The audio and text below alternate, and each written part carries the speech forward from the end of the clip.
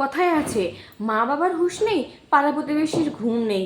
বাড়িতে যদি কোনো একটা মেয়ে থাকে, যদি তার বয়স মোটামুটি একটু হয়েছে, হ্যাঁ বিয়ে দেওয়ার উপযুক্ত হয়েছে, কিন্তু বিয়ে হয়নি কোনো কারণে, যাই হোক, সে বিয়ে করতে আগ্রহী নয়, বা নিজের কেরিয়ার তৈরি করতে সে ব্যস্ত, বা ইত্যাদি ইত্যাদি, কিন্তু দেখবে তার না যতটা চিন্তা, তার বাড়ির লোকের যতটা না চিন্তা, তার থেকে চিন্তা কিন্তু বেশি হয় পাড়ার লোকদের, আত্মীয় স্বজনের, আর অন্যান্যদের।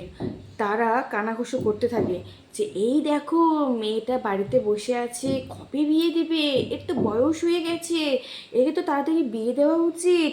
কেউ কেউ তো আবার এটাও বলবে যে মেয়েটা তো বুড়ি হয়ে গেছে, মা বাবার কোনো হুঁশই নেই, মা বাবার কোনো আক্কেলই নেই, এত বড় ধাড়ি মেয়েকে বাড়িতে রেখে দিয়েছে বিয়ে না দিয়ে। আবার কেউ কেউ তো এটাও বলে যে দূর, ওর তো বয়স হয়ে গেছে, ওকে কোনো ভালো ছেলে পাবে নাকি।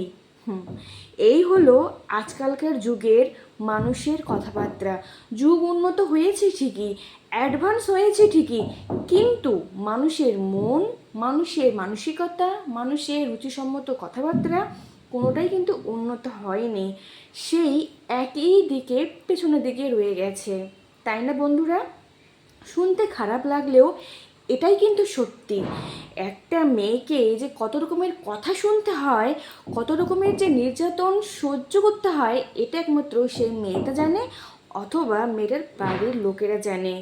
পাড়ার লোক বা আত্মীয় স্বজন বা আদার্স লোকরা তো শুধু বাইরেরটা দেখে, কিন্তু একটা মেয়ের উপর দিয়ে বা তার মনের উপর দিয়ে যে কি বয়ে যায়, এটার খোঁজ কি কেউ রাখে? কেউ রাখে না।